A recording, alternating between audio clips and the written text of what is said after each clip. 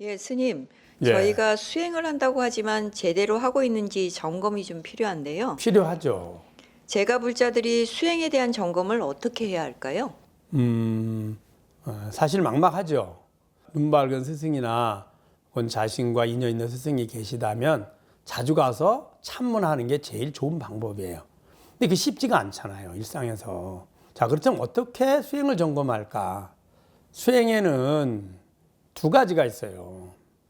이제 수행 이전에 부처님의 가르침이 이제 있는데, 그거는 우리가 원하는 행복을 얻기 위해서 선행을 하는 것이 가장 쉽고 안전하고 빠른 길이라는 거예요. 그래서 지약 권선 이렇게 얘기합니다.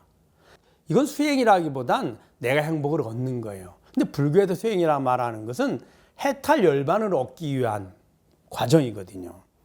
해탈 열반을 얻기 위한 과정에는 두 가지가 있어요.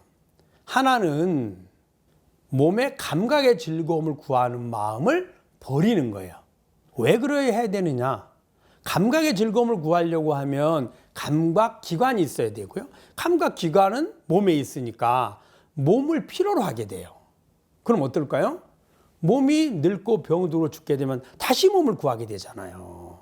그래서 감각의 즐거움을 구하는 마음을 버리는 거예요. 그 버리는 정도가 수행의 정도예요. 그럼 제가 불자 입장에서는 어떻게 비추어서 점검하느냐? 내가 감각의 즐거움을 구하는 마음이 얼마만큼 줄어들었는지, 전에는 꼭 필요하다고 여겼고 꼭 하고 싶다고 여겼던 것들이 지금은 얼마만큼 그것이 사라졌는지를 점검해야죠. 두 번째 방법이 있습니다. 두 번째는 진여자성을 깨닫는 거예요. 진여자성 깨닫는 방법은 몸과 마음의 주인인 자성을 깨닫는 거예요. 자, 그러면은 이것을 어떻게 점검하느냐?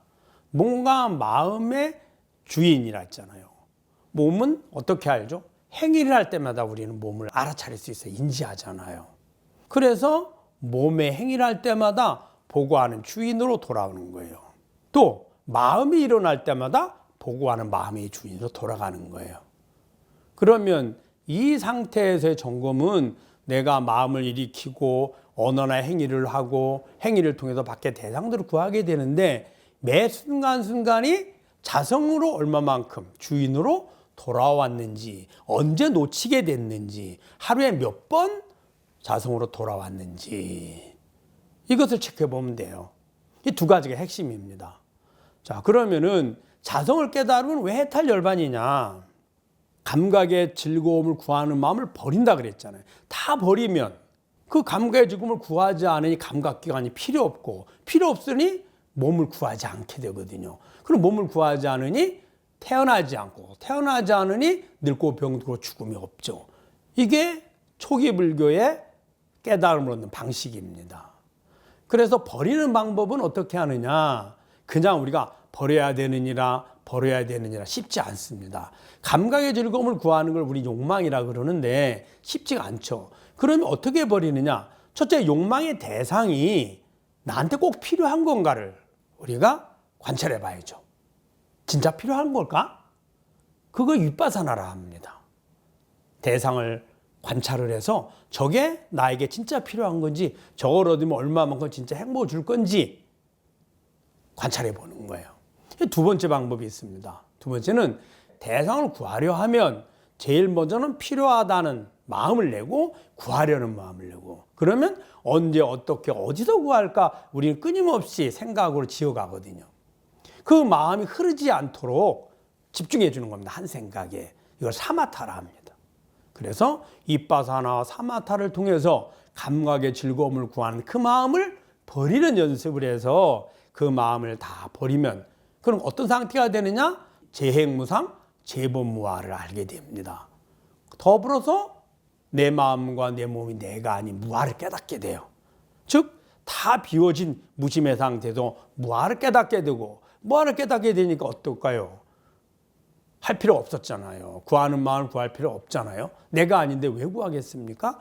그래서 구하는 주체도 구하는 대상도 실체하지 않는 재행무상 재본무아임을 알게 되고, 그래서 구하지 않으니, 몸을 구하지 않으니 태어나지 않고 태어나지 않으니 늙고 병도 죽고에서 벗어나잖아요. 그럼 자성을 깨닫는 건 어떨까요? 우리가 하는 모든 행위의 근본 목적이 뭐냐? 지금의 불만족에서 만족을 구하려 하는 거예요. 어떠한 마음을 일으키거나 그 마음을 언어나 행위를 통해서 어떠한 것을 표현하든 그 대상 어떤 것을 구하든 태어나부터 죽을 때까지 하는 일이 뭐냐? 지금의 불만족, 불편함에서 만족과 즐거움을 구하려 하는 겁니다.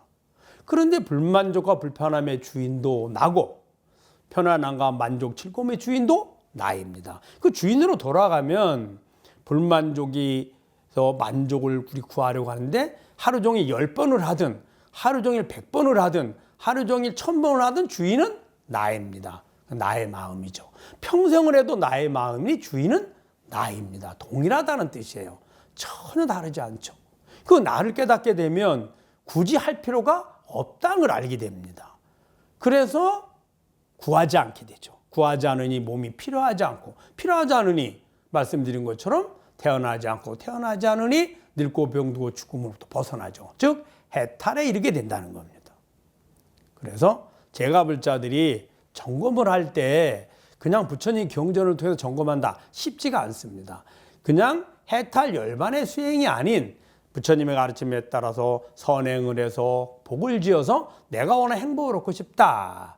이것의 기준은 선행이므로 내가 말하고 생각하고 행동할 때마다 얼마만큼 내가 아닌 관계된 주위에 행복을 주려고 노력했는지를 점검해 보면 되고요. 그 다음에 두 번째, 해탈 열반을 얻으려고 하면 첫 번째 조건인 몸의 감각의 즐거움을 구하는 것을 그걸 욕망이라 그러는데 그 욕망이 얼마만큼 줄여졌는지 점검하고요. 세 번째, 자성을 깨닫는 것은 내가 생각하고 말하고 행동하고 대상들을 보고 하루에 매일매일 일상을 살아가면서 그 주인인 마음이나 혹은 말과 행위나 혹은 대상이 아닌 이 모든 것의 주인인 자성을 얼마만큼 알아차려서 머물렀는지를 점검해 보면 됩니다. 사실 제일 쉬운 방법이 있습니다. 눈 밝은 선식에 와서 참문하는 겁니다. 아셨죠?